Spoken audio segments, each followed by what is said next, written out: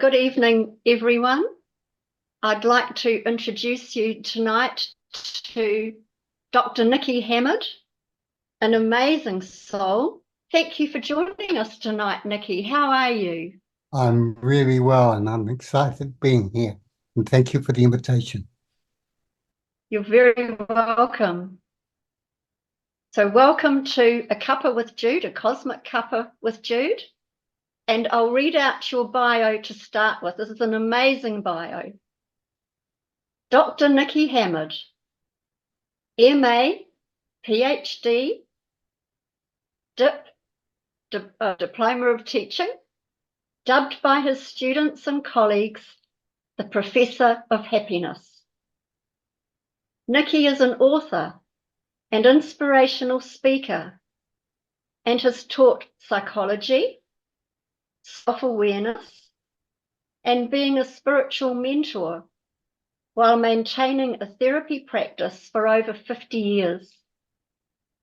He has conducted spiritual and awareness retreats and workshops in many countries, including the USA, the UK, Australia, New Zealand, China, and India. Nicky completed his PhD in psychology in record time and has taught at universities for over 30 years. He left his long-time position as a professor of psychology in order to write, lecture, hold workshops, and mentor self-exploration for happiness and self-empowerment. He has become a renowned ascension way shower. Nicky has walked consciously with masters all his life. The underlying theme with all he does is with the touch of love. He is passionate about self-empowerment, and you're finding your own connectedness to Source, God, and your natural propensity to expand your consciousness and become incredibly happy. Nicky heals with words and has always had the ability to read where a person is coming from and what is the next step they could take toward their own happiness. He also reads the human collective mind and has an uncanny ability to present what the highest common factor of what humanity is asking about. He has been posting his writings almost every day on Facebook for the last 10 years. He has an uncanny ability to reframe the complex into something simple yet profound. He is unashamedly on a mission to share his gift of remembering with anyone who asks. His message is one of the power of remembering who you are, the power of loving, and the power of a touch of kindness. He says, if you speak with me, I guarantee you will leave happier than when you came. This is what all human beings can do. With writing, he posts his own writings twice a day on Facebook for 14 years now. He's written several books available on Amazon.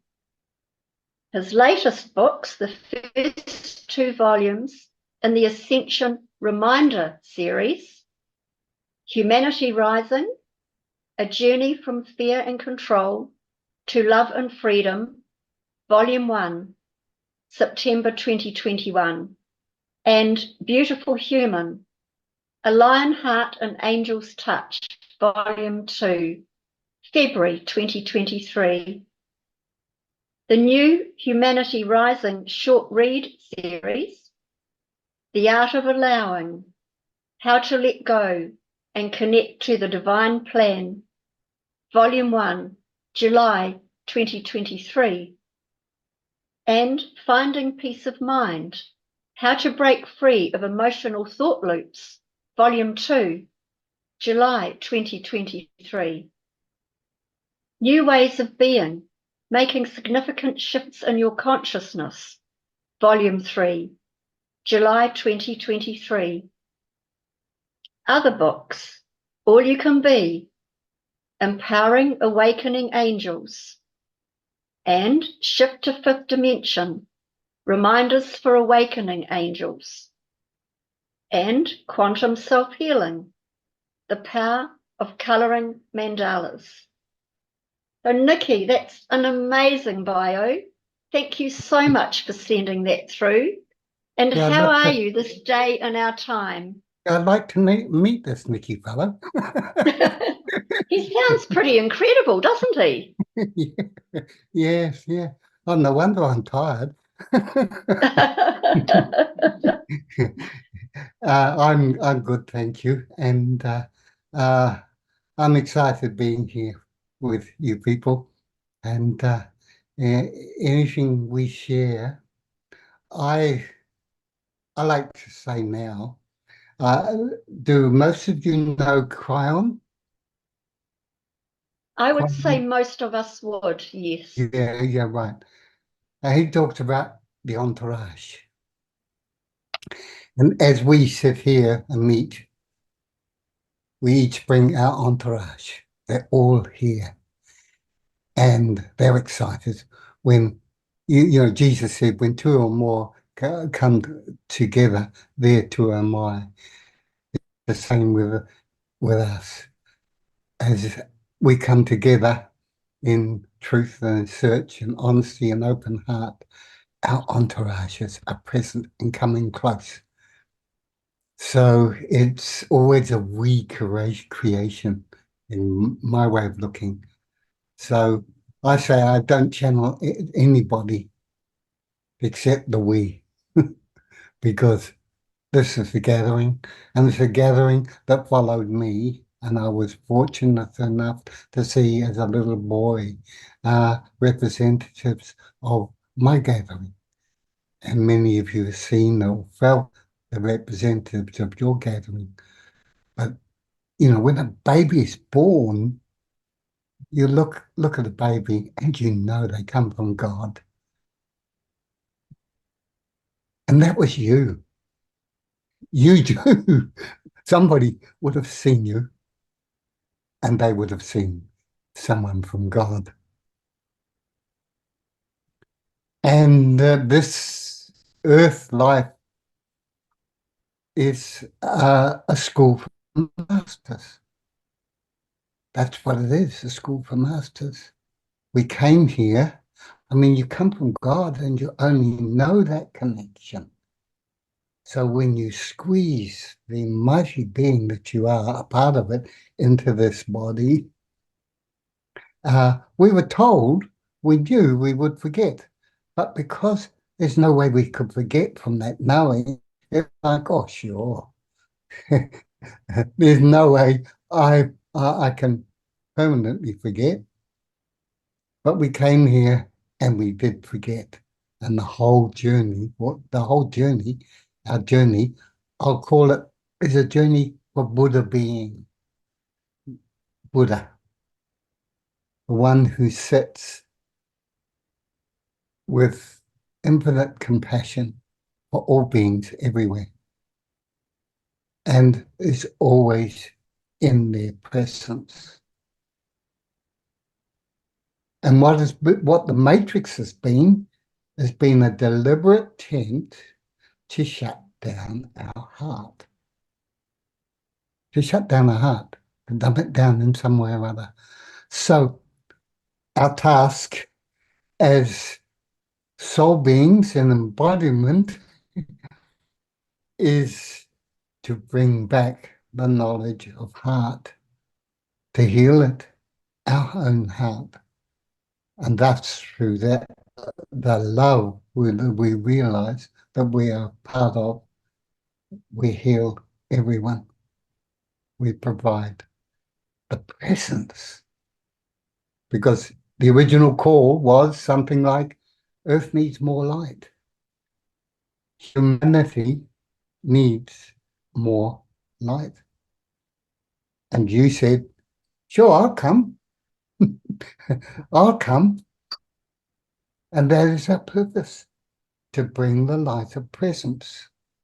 And as human, it is the joy of being human and that innocence, inner sense, the innocence of being like the baby that comes direct from God, and the child's innocence, which is no preconceptions, the joy of finding out, the power of one's curiosity, the ability to pretend and make believe, and it is there in front of them.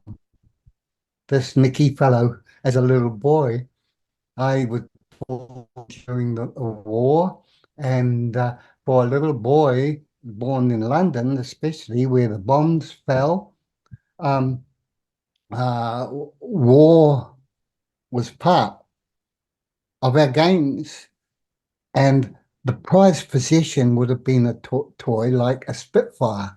A Spitfire was sort of like the ideal for a little boy. I came from a family that was working class and didn't have the money for toys. So we had no sandpit, so we would play in the mud in those days. Unless you lived near the beach, you were lucky enough. So I wanted to play these games, so I would pick up a block of wood. And for the 2 or 3 hours I was playing, that block of wood was a beautiful plane. It would do all the things that an aeroplane would do. And it wasn't a block of wood. That's pretend. Dropping logic and allowing our imagination. And this is one thing we had to learn to bring back more and more. Imagination, imagining in. This is how we build the new earth, is to drop all the limitations and entertain the possibilities, because that's what an open heart does. I use the motto, love will find a way when there appears to be no way. Always. So there's my intro. Absolutely beautiful intro, Nicky. Thank you so much. There are so many pearls of wisdom within your intro. How beautiful and how profound in its simplicity and complexity. Thank you so much.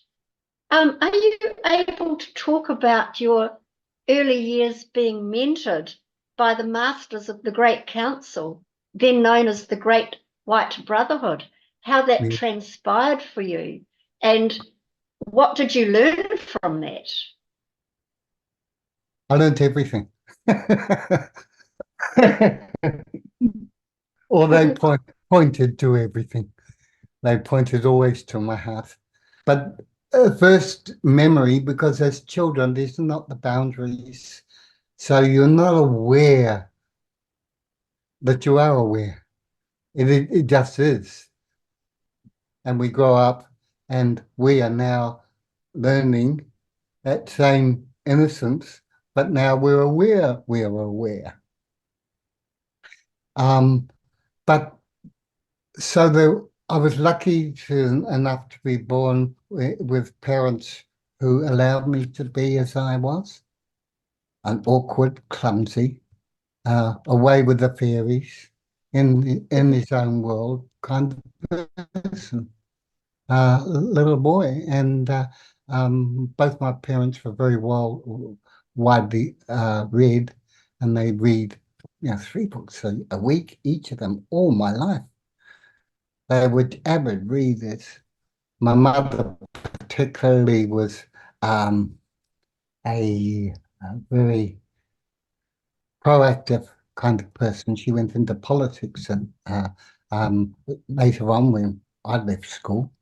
But she was, uh, they taught incidentally. They both had the ability to capture where we were at and feed it in a non-intellectual way. So I was very fortunate in that way. I was allowed to be.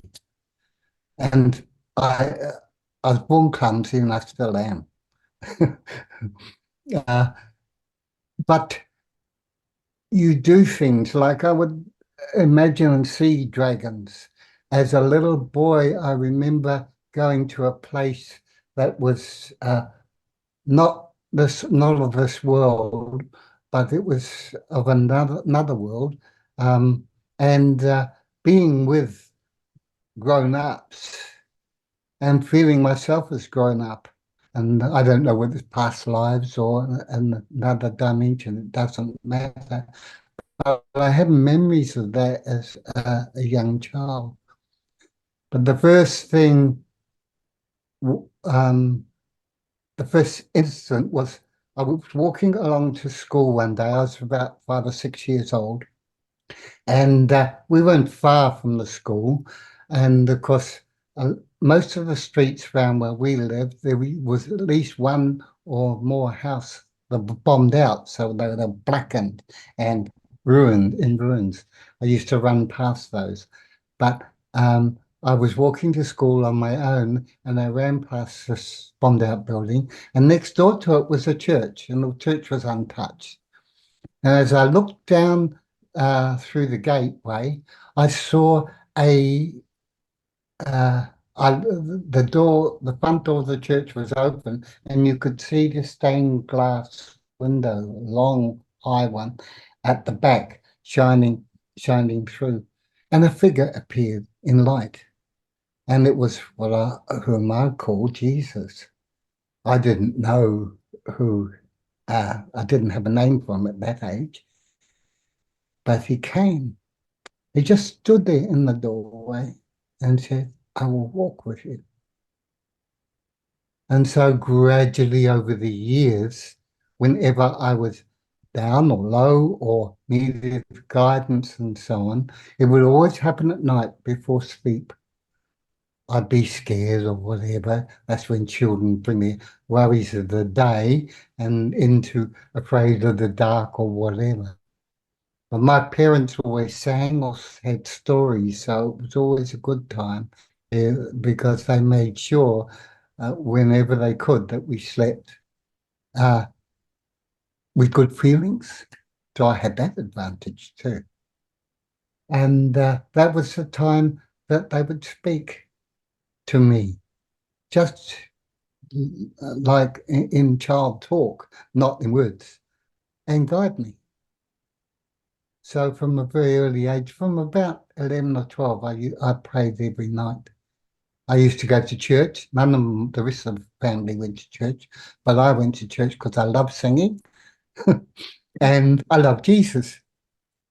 And I'll tell you, I had to change churches from time to time. I remember when I was about um, 11 years old, I was at a Sunday school, and I liked Sunday school because you used to get these very nice stickers that you put in the book collection.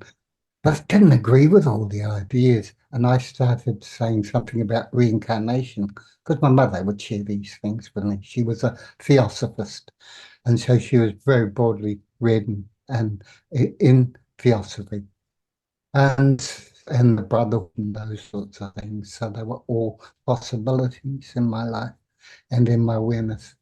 And so, I began speaking to the Sunday school teacher about um, uh, reincarnation and karma, and it didn't go down well. So I was banned from the Sunday school aspect of it. I never got my stickers, but I still went to church because I liked the singing.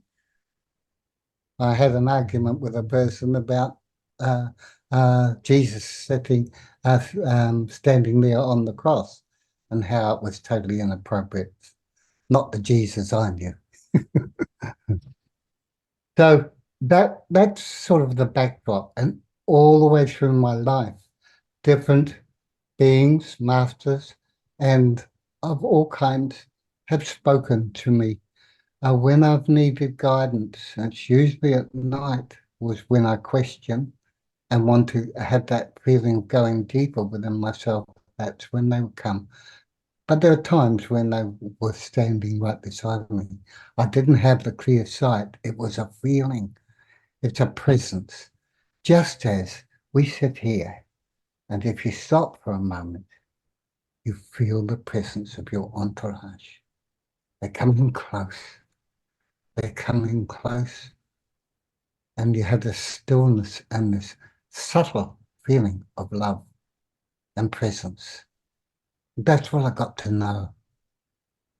So later on, as I was a bit older, 18, 19, I started to feel Buddha much more. And Krishna when I started reading him. And as I taught classes like at university, Psychology East and West, in which we took 6 of the major religions.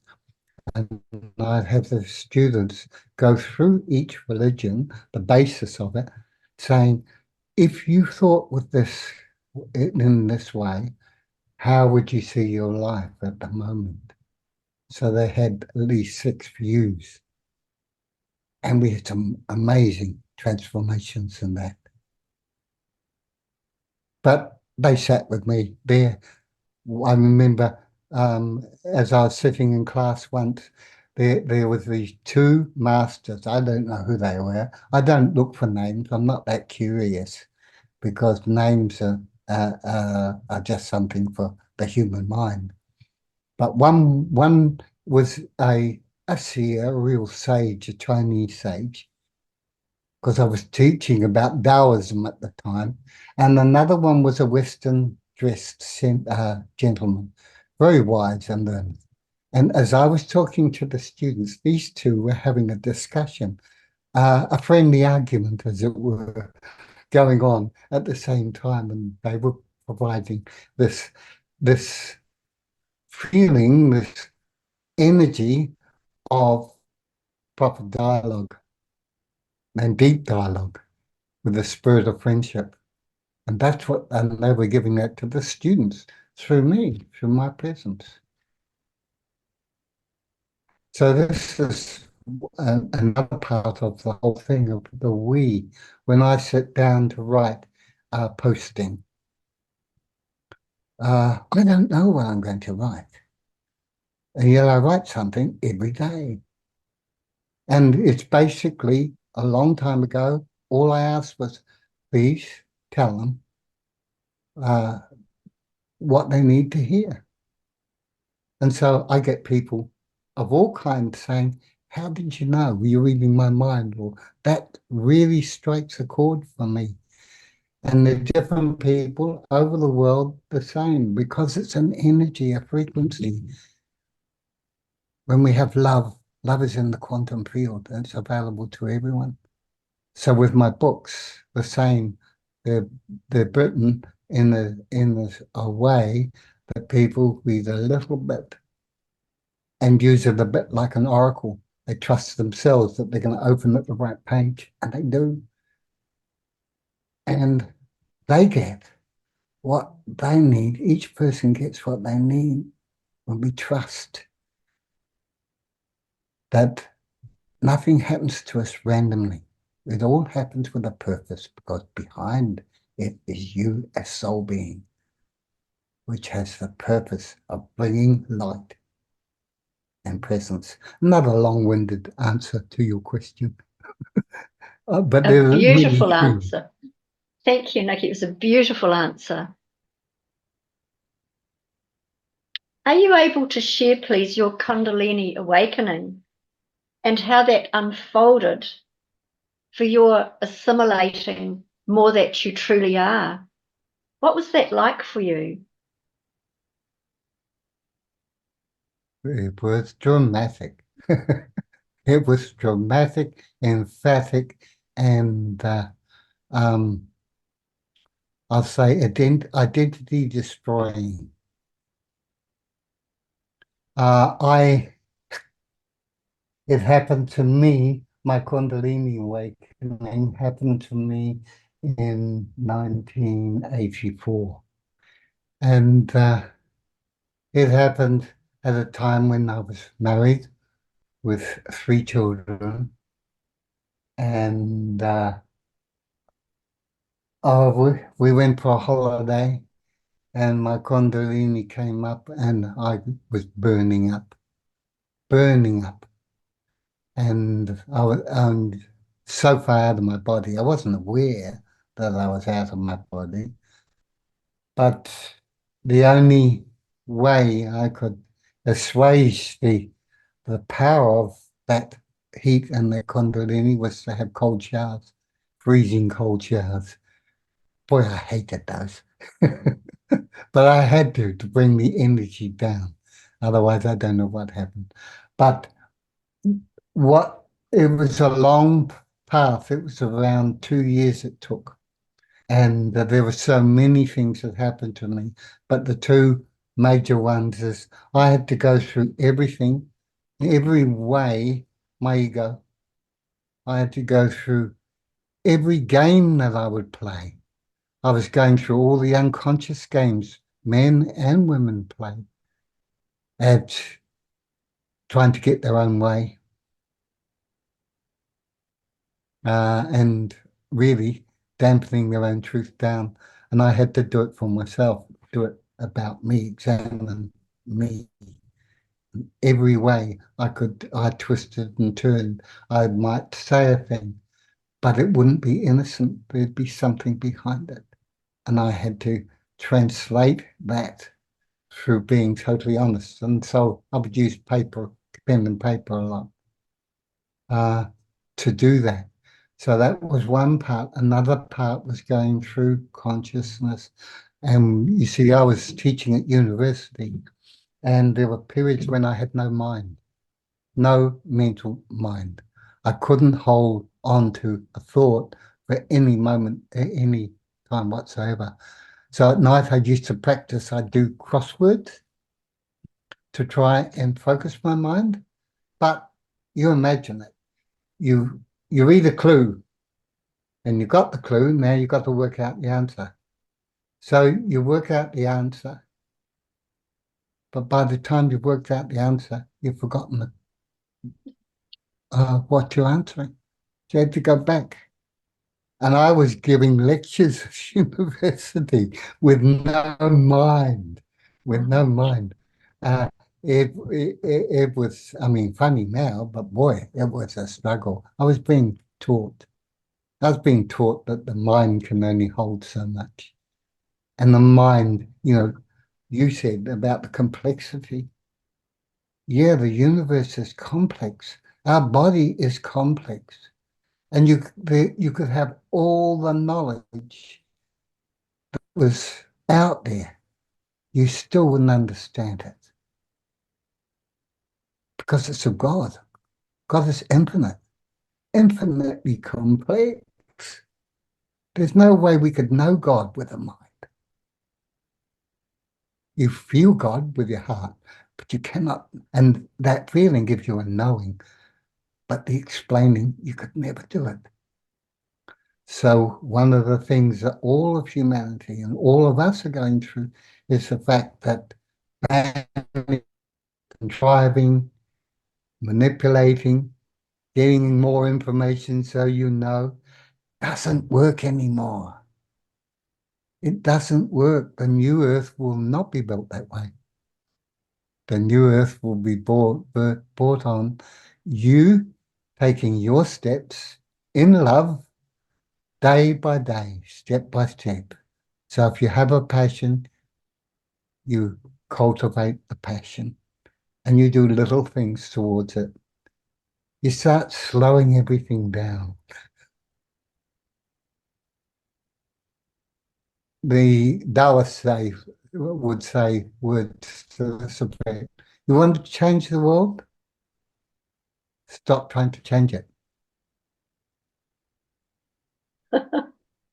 Be yourself. That's interesting. Be yourself, yeah. Like the great person, the powerful man, the powerful woman, the virtuous, the Buddha being, never tries to stand out. and thus they stand out. There's always this paradox when you're near the truth, and the heart knows. So we've got to move from here to here. That mind, the mental mind, I'll call it, mind, there is a wider mind, but the mental mind is really not in here, it's sort of out here. It's a chatterbox. It's the chatterbox, and it can only hold so much. So we need to keep it fresh, keeping it fresh. So you have to drop the mind. I mean, if I ever, when I'm in a creative thing, a creative mood, fill it up with all sorts of things, but let go. Especially when you feel stuck, let go, forget about it. And something comes. Well, you've all experienced this. You have to let go in order to attain. Now we're being asked, we're on a branch. We're on the branch of a tree hanging over a river, swift flowing river. And we gotta let go, but we're hanging on for dear life. Why?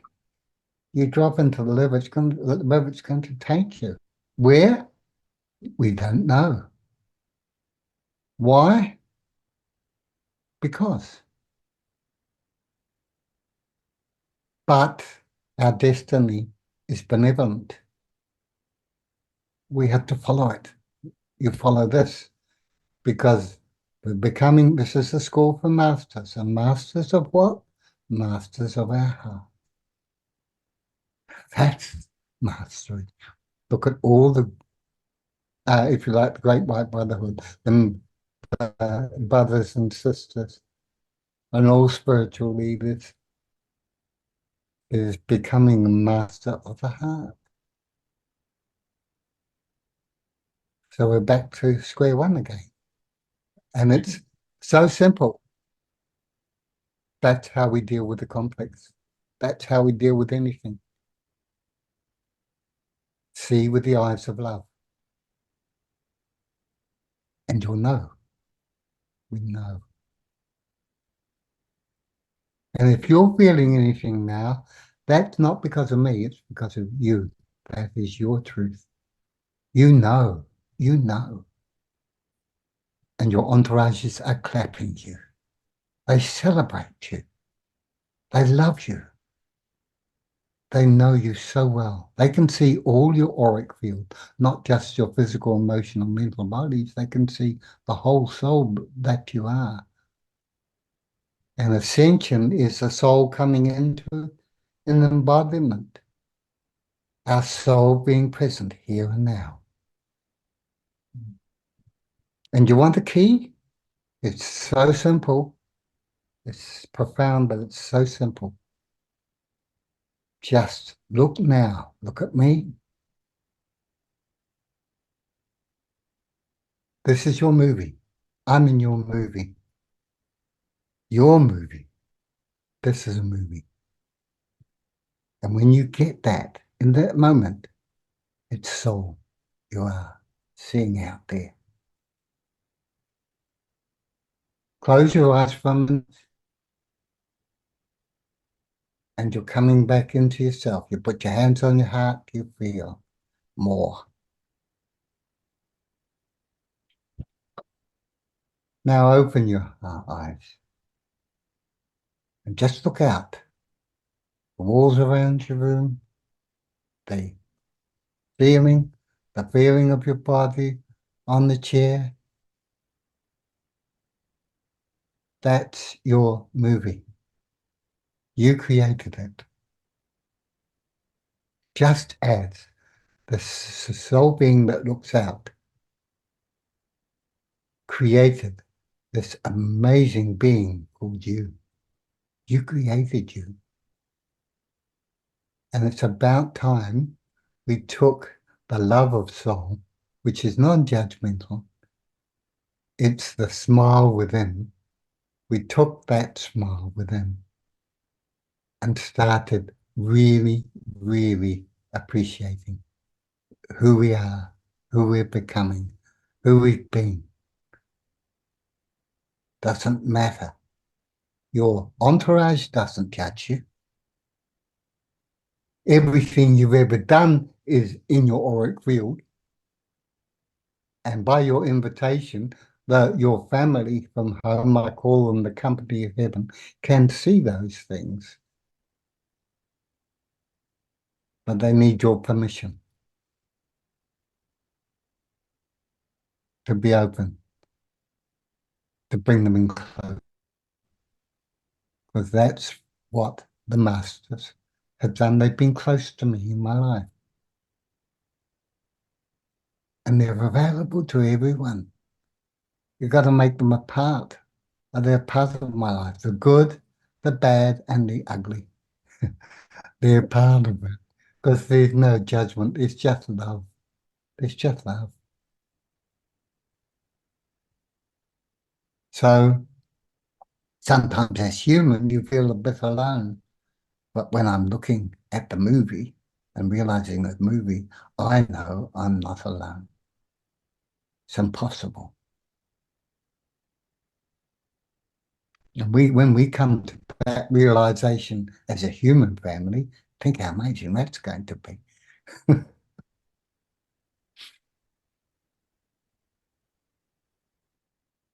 Nicky, that is beautiful. Thank you so much. There's just such pearls of wisdom in every sentence you're speaking, and I love it. And I'm feeling very heartfelt at the moment, as I'm sure all of our guests are. Thank you. What I wrote down was something you had written, which is what you have been talking about. Be willing to give up what you think you are for what you can become. Can you talk about the attachment of victimhood and how that state can push us through to a greater realization of self? Yeah. Well, I like to bring something in that's not talked about too much in the spiritual realm, because you must, part of my early teaching from my mother, because I wasn't a reader, I was dyslexic, and she was a great reader, so she would answer anything that I asked her, and she'd read all these books like The Secret Doctrine and Occult History of the World and so on. I learned about these things, but one of the things I understood, and probably she had looked at it because she was an ex-Catholic, and Catholicism is really good at frightening the hell out of everyone. Or into frightening the hell into everyone, we should say, is Yes. spirit and negative spirit or shadow. And so in my studies at university, I was very aligned to Carl Jung and his work, because it was much broader than most psychologists. And he was one who talked quite a lot about shadow. But you see, the spirit world is very much present, just as we were talking about the company of heaven is present. So are if you like, what people call the dark side. The dark side is, shall we say, a whole presentation of motivation to switch light off. And we can all come here to switch light on.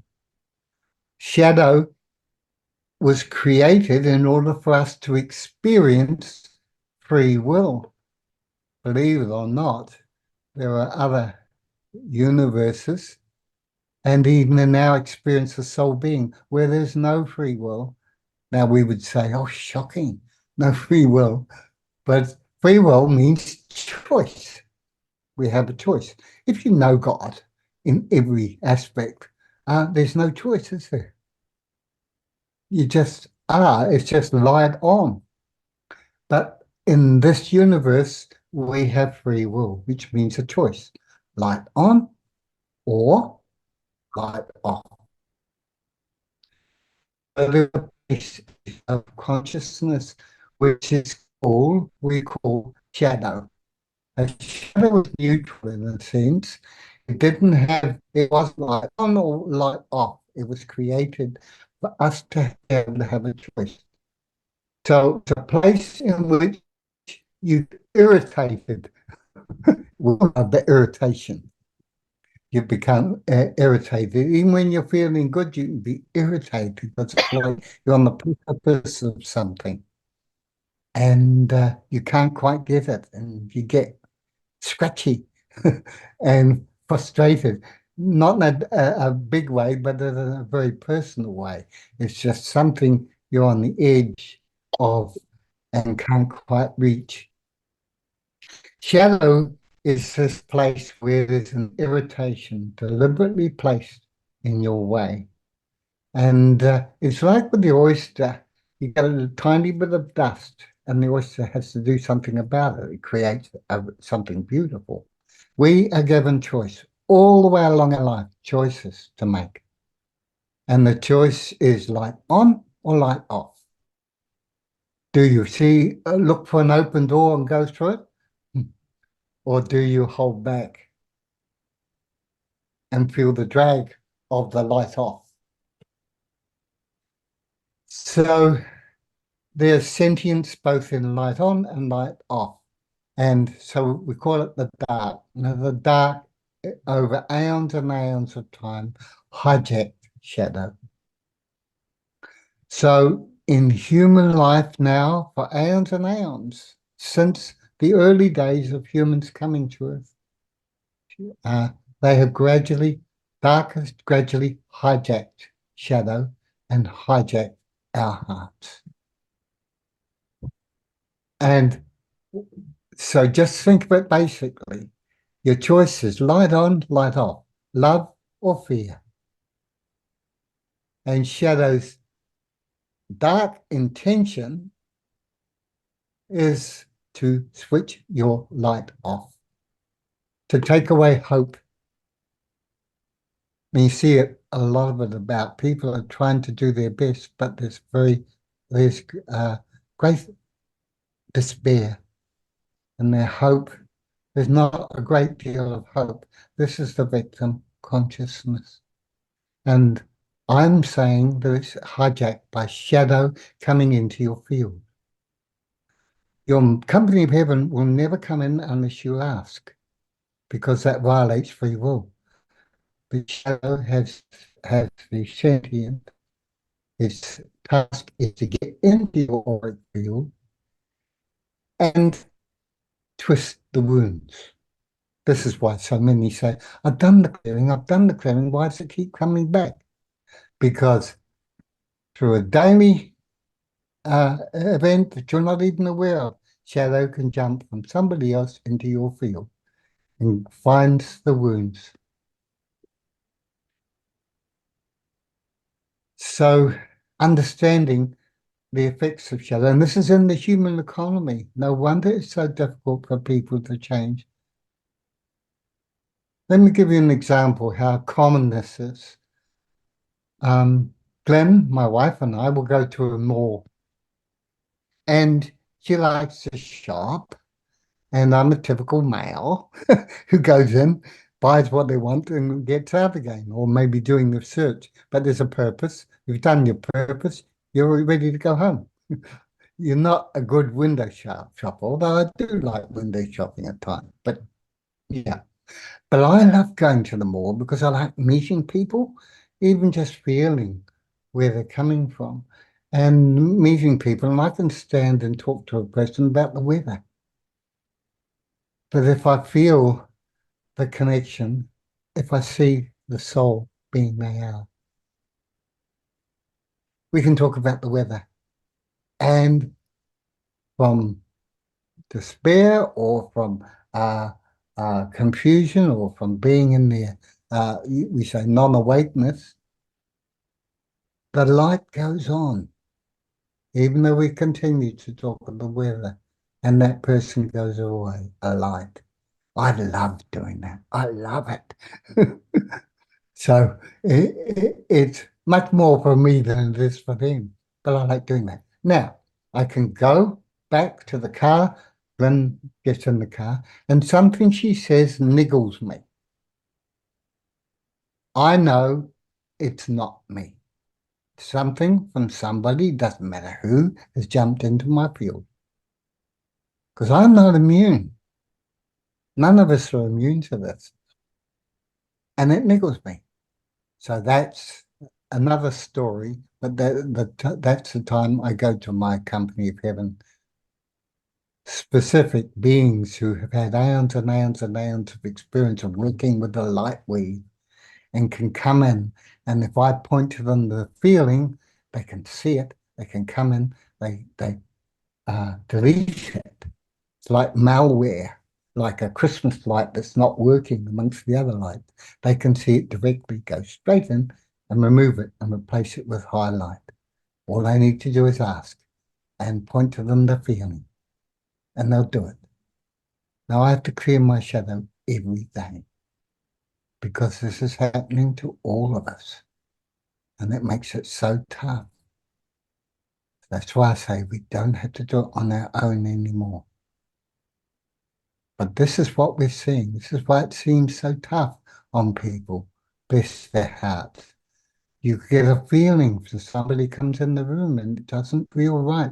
You don't have any reason, and you can't judge the worth of a person. Just no, I'm not going there that way. Or a lot of spiritual people who really have wonderful words, but there's something that doesn't sit right with you. They're not aware of it. Because that's shadow. What shadow does, it hides. And this is where we begin to take our mastery in a different way, in a more dynamic, fully responsible way. And that is to lay in if you just lie down in the bed for 10 minutes each day and relax and say to your spirit team, please come in and clean any shadow that's come into my field. You don't have to know. They don't need the story. They just need your permission and the feeling. You shoot to them the feeling. Just as you can do something else, you could shoot to them the feeling by saying, "Oh, I loved it today when this happened to me, and I got this feeling of joy. Can you wire me into more of it?" You've given them the feeling. It has a certain light in your auric field, and they know where to go. They can expand on it, rewire, bring in higher software, as we might call it in the modern way.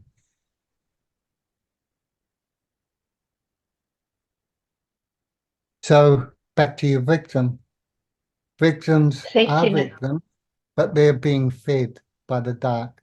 So they're innocent victims in so many ways. Thank you, Nicky. I loved that you said we could call on our company of heaven, our entourage, and ask them to remove any shadow self. I love that. And I love the way you likened it to Christmas tree lights with one not working properly, because that gives a visual as well as beautiful words, and how Yeah. we can release easily. I mean, it's so simple, isn't it? Yeah, it is. Something that's so simple to do. Yeah.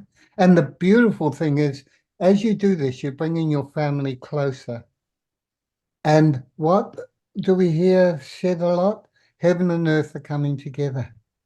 So we're bringing our soul family in close to be part of our life. And as I do that more, their energy, if I am open, receptive, and at home with this, their energy comes through and can work in the quantum field through me. We're doing it together, Yes.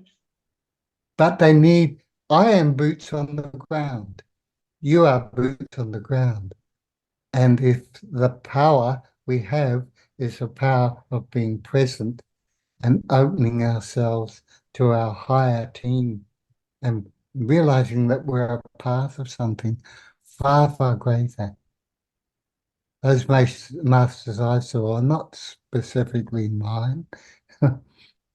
I have my entourage, and yours, you have your own, and there may be some in common. I could see that when you opened up here, there was a lot of chatter, excited chatter, as old friends on the other side met, because we're coming together. And some of them new because they don't know each other. And thus the whole thing expands. I think asking is so important, as we know, because we do have free will.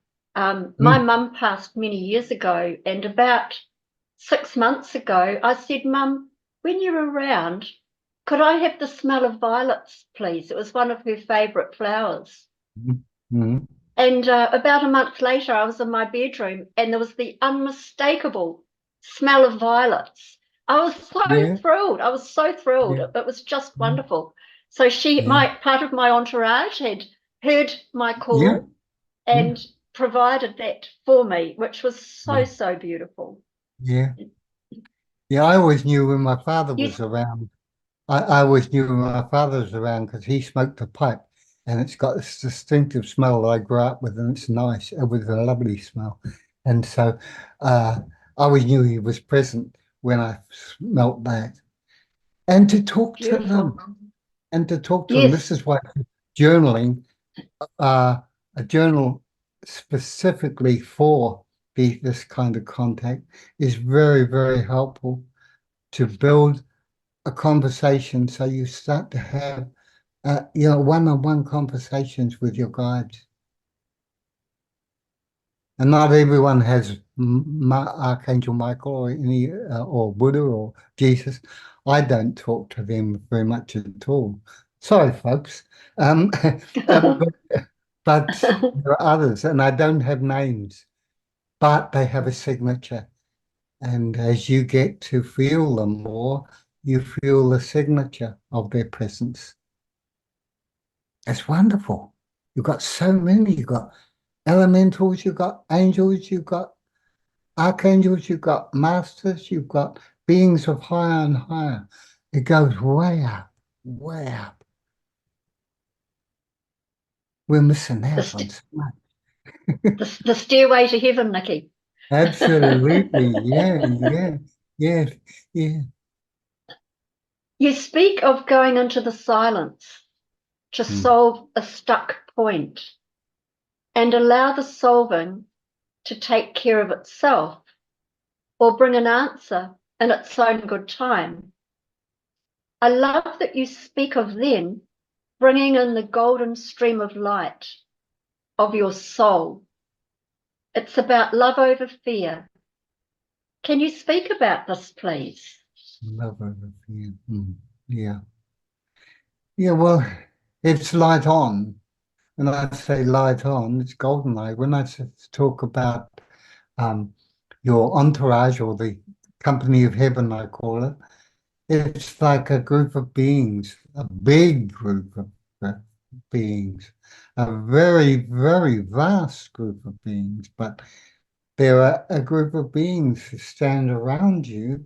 Um, and the best way to uh, make that connection is to imagine them as golden light beings with no particular features, just as golden light silhouettes who stand around you.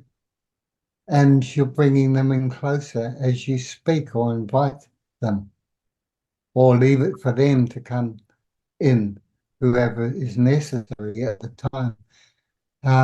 And uh, uh, if you look behind those golden light beings, you'll see other golden light figures who are even bigger and finer gold. And you look beyond that, and they're even finer, maybe white gold. It's like you're standing in a huge temple, surrounded by beings and energy, golden light, going up and up, finer and finer. Human love is just a tiny taste of God love. God love is infinite. And as you go up, the love changes. It's no longer an emotional thing. It's much, much more. It is the power, the frequency of God. God is the love within your heart. And the easiest way to get it without getting stuck on any particular color is gold light or white light. And that column of light comes all the way down. And if we travel up, we go like going up in an elevator. We can go up in an elevator to other rooms. But just as easily, remember we're ascending, we're coming down into physicality and being present. And for me, it always starts with golden light. That is light on. And then how it evolves is using my imagination or my contact. So there are all kinds of simple devices you could use. You can imagine, I want to know about my body. So I imagine an open door. And on the top, over the door is the room of my body. And as I look through that open door, it's just brilliant golden light. So when I walk in there, I'm going to walk into the light and see my body. And I'll be prepared to see it in a totally different way. Not in the form of a body, but all these adamantine particles, or if you like, cells, or if you like, atoms in the cells, all flickering but when you first go in, it's a bright light you can't see because it's too bright, but stay there for a moment, feel it, and you begin to see the veils appear. And it's presented to you as a metaphor for your own understanding and memory, because the logic does need something. But mostly it's in feeling. I think because feelings come before words, don't they, Nicky? It's always about the feeling first. Yes, yeah, feeling before thought. Yeah. Yeah, yeah, yeah. So I can recognize, I don't have to see, well, just using the example, Jesus, or one of my other guides who called himself Cosmo. I thought Cosmo in the Muppets, I think it was. There was a Muppet called Cosmo, but he calls himself Cosmo, and I could feel the difference. I could feel Mary as opposed to Michael, but I can feel other beings as warrior type beings. And their job is to really protect from the dark, the terrible, we say satanic stuff. That's their job. They've had aeons and aeons and aeons of work of protecting humans, for example, of this hateful intrusion. And they're warrior beings. But boy, when you feel one beside you, the love and the no nonsense, you ask them a question, it's no nonsense, it's straight. You can't get away with anything with them. But there's so much love behind it. Talk to Mary or an angelic feminine type vibration because they're not one or the other.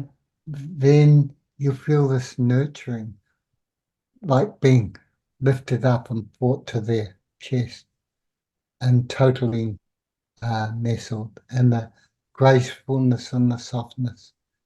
And that's not a better or worse, it's a quality, and my words don't really describe it, but you feel that presence.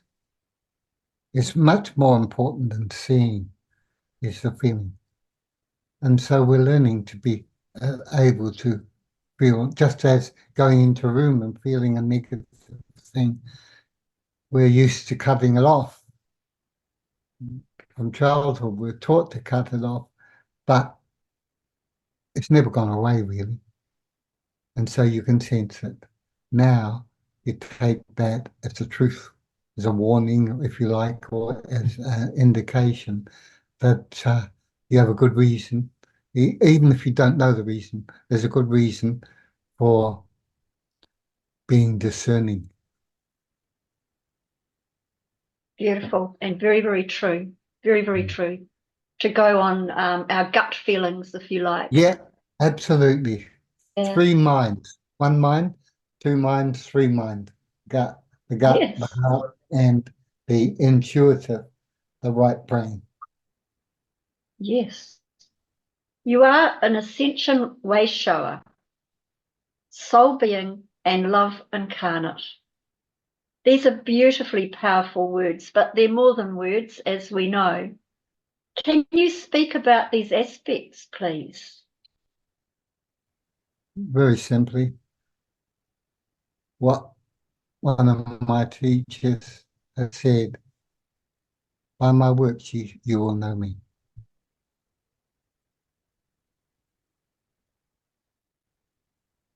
Answer it. Beautiful. Thank you. I so love you. I so love you all. Blessings. Blessings. What is the driving force of your life? The motivating power that spurs you on, that even when you have been really down and out in the dark night of the soul, no reason to go on, you get up and walk again. It is a deep, deep longing for something more, a something more that must be there somewhere, a something that feels totally elusive, totally unknown. But it has to be there for anything to make sense and for you to feel whole, complete, and settled totally within yourself. This is your longing for the missing something that will complete you forever. And thus your longing is the primary force within you that moves you on from seeking without to explore within. Your motivating force for all the choices you ever make to feel and to act anything. Your God force, a longing for itself. As a soul you are, it is purposeful. It spurs you on to deeper, to more love, more connection, more clarity, more knowing. Can you speak of these truths that you so beautifully wrote, please, Nicky? I can't be, I'm spellbound by these truths. And I don't think I could speak any more to them except that God is the love within our heart. And anyone who recognizes those those words uh, will will feel it, and if they feel it, then it's theirs. It's their knowing, not just mine.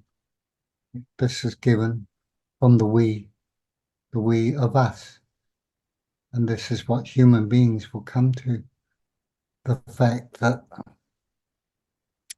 we are all one. We come from the one, and God is the love within our hearts. So loving ourselves.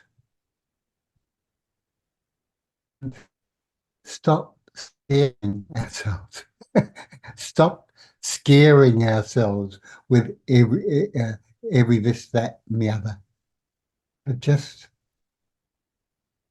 accepting that when I don't know in the darkest hour, well, for me, in the darkest hour, I can remember, I kind of had the refusal to say God was not. Because even if I couldn't see, he had to be there, or that had to be. And God really, for me, is that.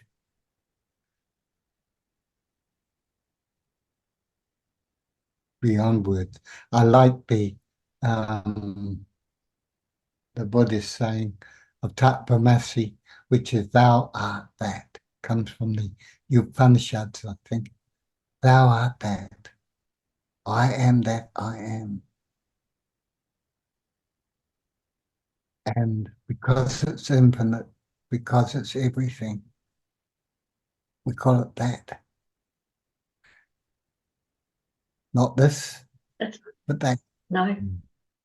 And it's interesting, Nicky, that the original Lord's Prayer was Our Father, which art in heaven, not who. And Mm. even more so, Father, Mother, everything combined, Mm. genderless, infinite, Yeah, unbounded, yeah, yeah, is the all it is. yeah, yeah. I like the Taoist and the Taoist picture. We all know it of the black and white, uh, the yin yang. Yin yang for me is much better because it's like two sides of the one. There's always two sides to everything. There has to be. You know, we wouldn't know what light on was unless there was light off. So there has to be the contrast. And it's not light on or light off. One is better than the other. They're both necessary for the whole. And that's the same with masculine, feminine. Yeah. It's just two sides of the same one. Thank you. What is joy? It is an unbounded yes. It is when the universe is saying to you all the time. So when you feel the fullest flow through you, as you are in joy. Can you speak of joy, please, Nicky? Yeah, but it's the yes. It's a feeling yes. And I spoke about, looking at there's a movie and who's doing the looking. That is the soul being. And the soul being looks at this Nicky fellow, and all I, as soul being, can do is say yes to him. Yes, I love him. He's clumsy. I said he was clumsy. And so he kicks the chair still. He used to fall over as a little boy and graze his knees a lot and things like that. But he's always been clumsy, gets excited. And but Mickey also I have ingrown toenails, and they are painful. And when you kick them, they are very painful. And I can be in pain with this and say, excuse the language, shit, this hurts. and and but I can also quickly switch to here, seeing Nicky, feeling the pain, and just loving him. Not, oh, you clumsy clock, why do you do this? You're this, that, the other. There's none of that. There's a feeling of smile. The smile is not you're in trouble, it's just a smile of knowing him. That's me saying yes. It's like me saying yes to a challenge. Somebody has been nasty to me or what has spoken behind my back or whatever. It's me making that choice of yes, this is an opportunity, a challenge. Where do I go first? I've learned to go to find the love. How would love see it? That's not going to mean that I'm going to uh, allow someone to run over me because I get a no, which is a yes. It's like, no, not on my watch. How dare you deliberately try to hurt another person, sort of thing. And I become the warrior and stand up and say, no, not on my watch. But that's a yes for truth, a yes for life. I'm taking my truth. Sovereign beings means saying no and meaning no. And when you do mean no, and you're not making any excuses, even in your head, and trying to soft over it because you don't want to hurt another person, but speaking your mind, when you can do that and still feel the love for the other person, they may take it the wrong way, but we mean no harm. We're only saying yes to the person. We must let them know where we stand. So we're being true to ourselves, but true to others. But that is self-love. That's saying yes, yes to my truth. For too long, we have acquiesced in order to be good people. And that we deny who we really are until we've actually not been very good to others because they haven't seen the truth. But we're not saying the truth in order to demonstrate to them. We're saying the truth and the yes to life. This is what my preference, this is my choice. And I'm allowed to, because this is free will. It's my movie. So I say yes to my movie. Absolutely. Absolutely. Can you please speak of the ascension changes to our bodies with the carbon transforming through the magnetization of cosmic photons and the understanding that the more love we hold consciously, the more accelerated the changes which are happening?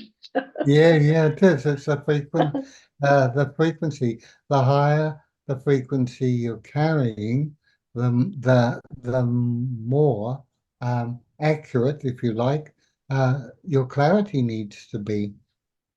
So it's a continual job of, and with the increase of frequencies, we're learning to do this at multi levels of consciousness beyond the logic. It's logic which is the greatest bugbear, as it were, because it's still based on old patterns. So we have to drop those patterns. But it is, we have to give, to bring more light.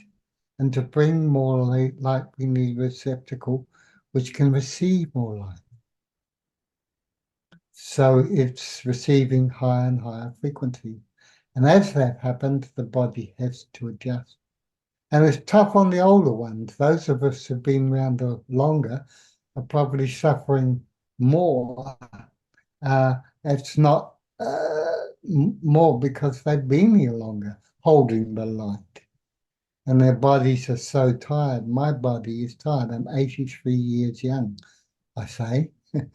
And I'm saying I'm going to be around for a long, long time. But I can't with the body the way it is now.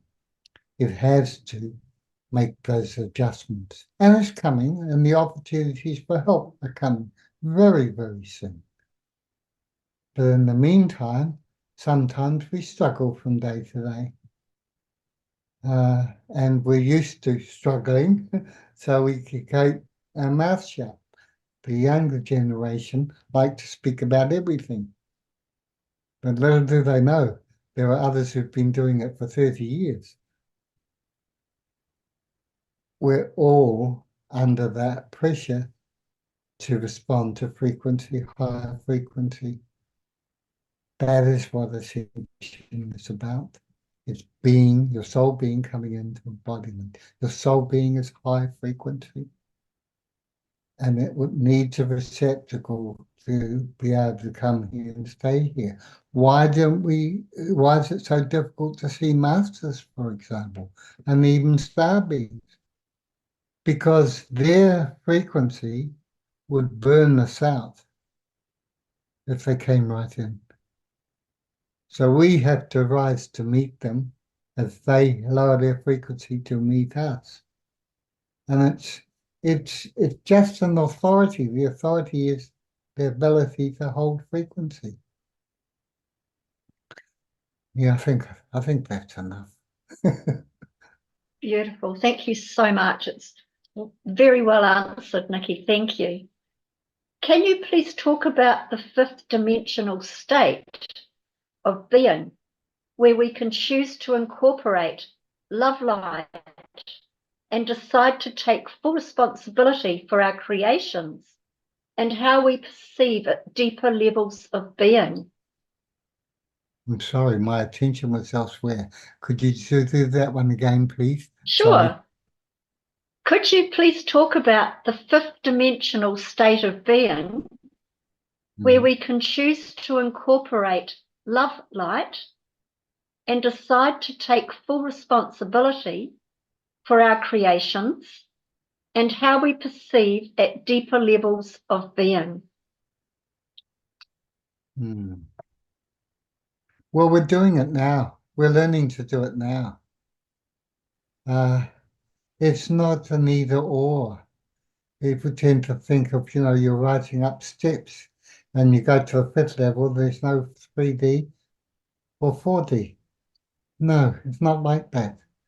We're mastering all levels of frequency. We're in the dense realms and we master that, all the levels of frequency within that.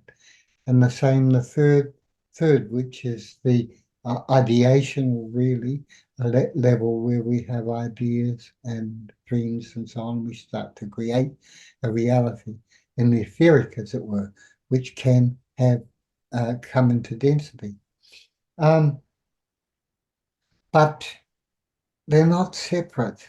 So as soul being is coming in, 5D awareness is filtering in and melding and bringing together the denser frequencies of experience under the umbrella of the fifth, sixth, seventh, because it's not just we're going into the fifth, but the sixth, seventh, and beyond.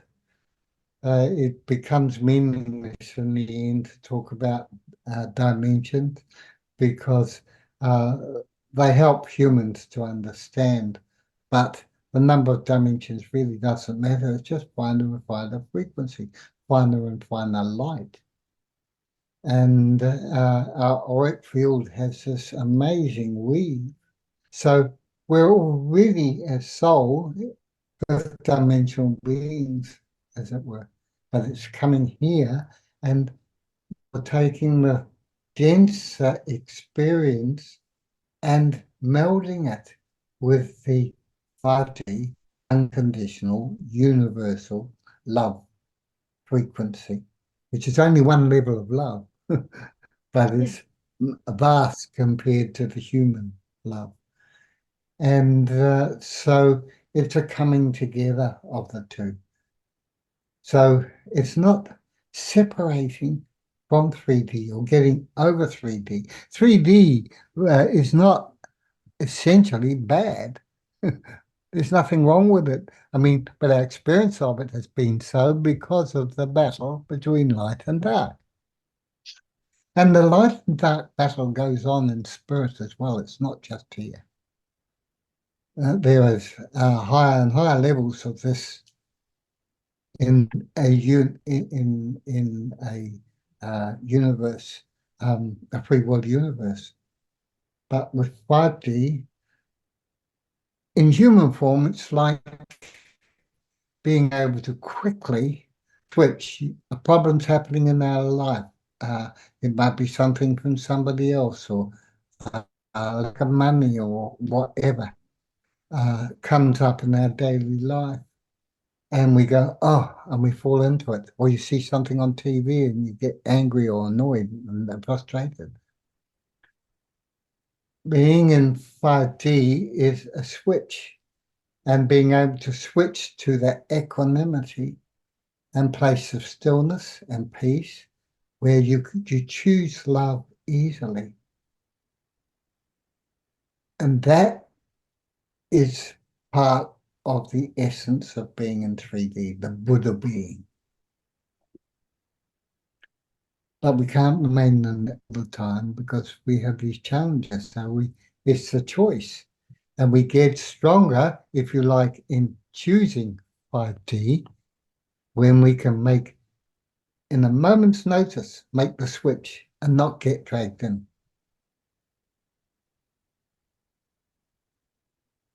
That's the key, isn't it? That's the key. Yeah. That's key. And we're slow at it, but we get quicker and quicker. So these little devices I use hand on heart. And close your eyes and take a deep breath and just feel the presence with hand on heart. And after a while, it gets easy to do that. So somebody said something, on the phone or something, or on the TV, and you feel this drag, this being drawn into it, and you say, no, put your hand on your heart, take a breath, and then look at it. It's a movie, and you can decide whether you go further with it or not. But you are in equanimity. So equanimity, I'd say, is a key state to what people are calling fifth dimension. It is the choice to be in that place, to be the smile of soul in embodiment. The smile is that inner smile. The smile that doesn't judge Nicky for tripping over and being clumsy. The smile that sees somebody coming at them, with their words and so on, and can see them as hurt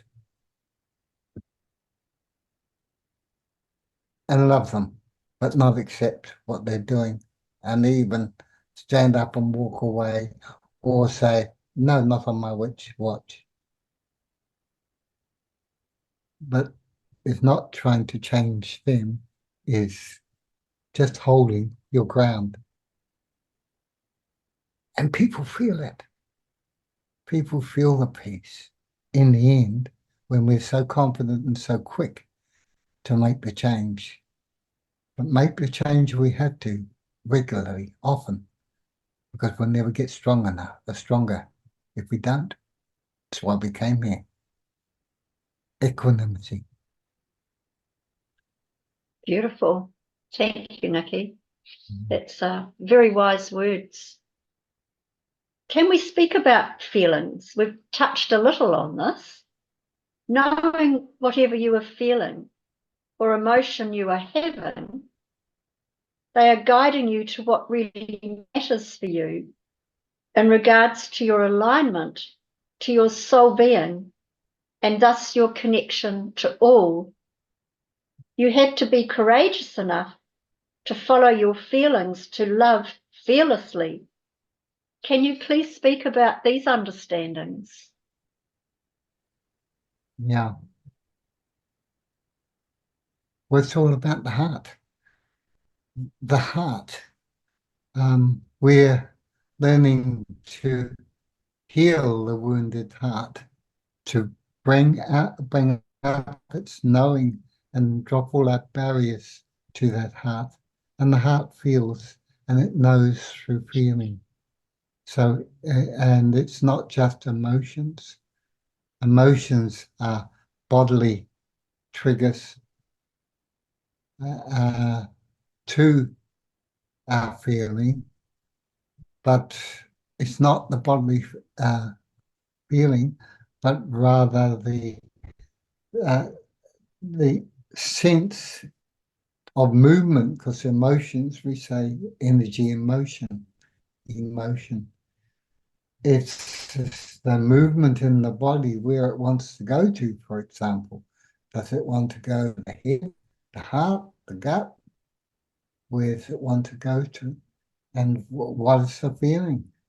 The feelings are usually very simple: grief, sadness, anger. Um, those are the kinds of emotions, but there are deeper feelings behind that. And we have to learn about the feelings without giving them a story. Where we go, our own power to allow the feelings to be without the story. Because when mind comes in, we get it wrong. we get it wrong. So it's being able to step from the thought, because the thoughts our programming are often our programming, and they decide what we're going to do with it, what compartment we're going to put it into. But the emotion needs the running through, and this is where our body comes in. Our body, if we watch the emotion, it begins to move in the body. It wants its energy, and it wants that release of energy. When we're talking about higher feelings, the feelings are you can't put words to. I was talking about our company of heaven before, that you can feel the difference, that you feel me as opposed to one of your friends. We have a different energy. You'll feel a different style of presence. It doesn't make anyone better or worse than anyone else, but you feel them. And after a while, you could close your eyes and you'll feel who it is, because they have a signature. We each have a signature, and that's the feeling we give off. So Nicky very graciously has given up his evening for us, which has been beautiful beyond words. So if we can keep our questions fairly short for him this evening, please. Hello, Lou. If you'd like to unmute, please. Hi, Jude. Hello, and hi, Nicky. Thank you very much for sharing with us your wisdom. Yes, I have a very simple question. What is happiness for you, and how do we keep it these days?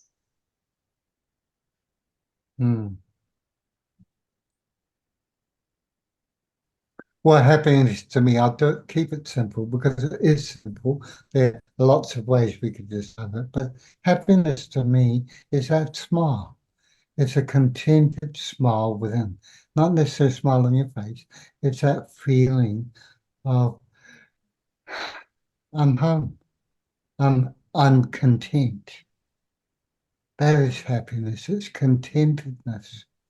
And there are various ranges of expression like joy and gladness and um, warmth of feeling, but it's just a feeling of contentedness, that whatever you're doing, you are content.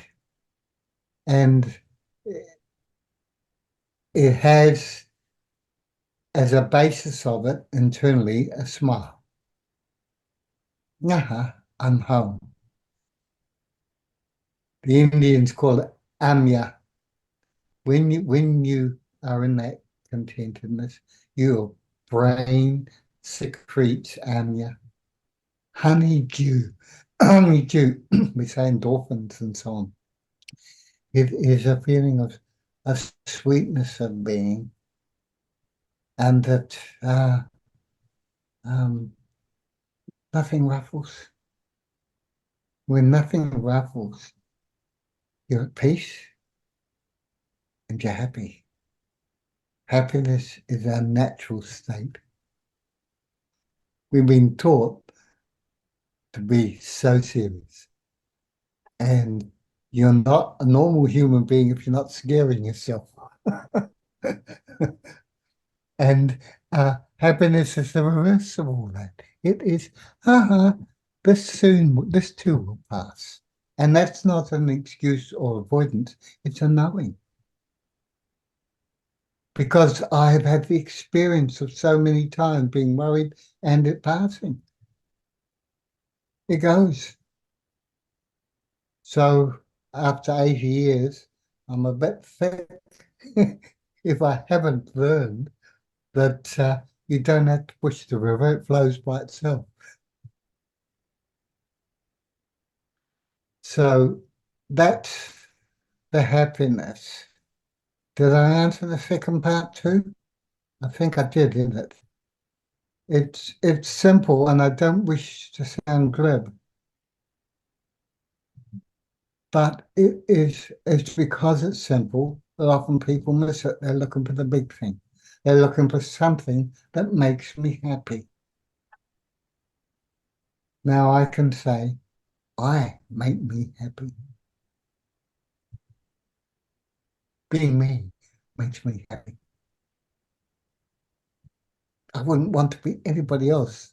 That's not to say I don't love and think others shouldn't feel the same way. But I'm so happy and glad it's me. I'm so happy and glad what I have experienced.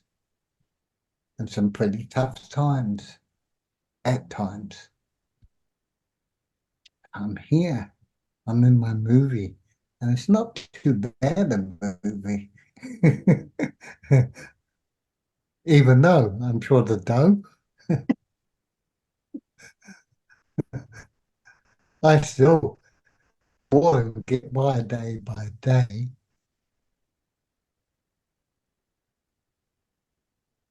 Thank you so much, Nicky. Where can people find you if they want to learn more? In my garden digging. I'm only joking. I'm doing more vegetables and hands in the store. No, on Facebook under Nicky Hamid, and you're welcome. If you want to be a friend, just ask.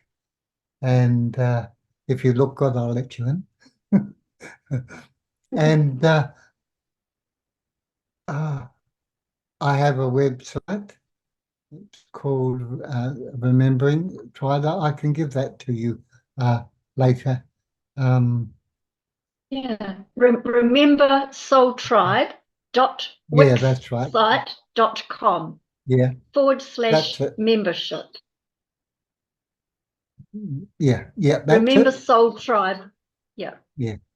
So it Thank you, has, Nicky. yeah, it has my books on there too, and it's not a very Beautiful. big site. Hmm. Um, those are the two main places you can get me. Thank you, And Nicky. yeah, you can join my newsletter, although I don't write newsletter very often. I maybe put out once or twice a year, so you won't get lots of emails from me. But you can subscribe and you're on my little list. You know that song, The Mikado? He's got a little list, he's got a Yes. little list, and none shall be missed. Yeah. Nicky, thank you so much for gracing us with your presence this evening. It's been so illuminating and so uplifting and so deep and profound at the same time. Many blessings to you from, I'm going to say on behalf of us all, because I'm sure we all agree, Many blessings to you from all of us. Thank you so much for coming on A Cosmic Cuppa with Jude on our 5D and Beyond platform. And so we'll now say good night. And if you're watching this on YouTube, please like, share, and subscribe. Peace on earth. It starts with you. It starts with me. So good night and God bless.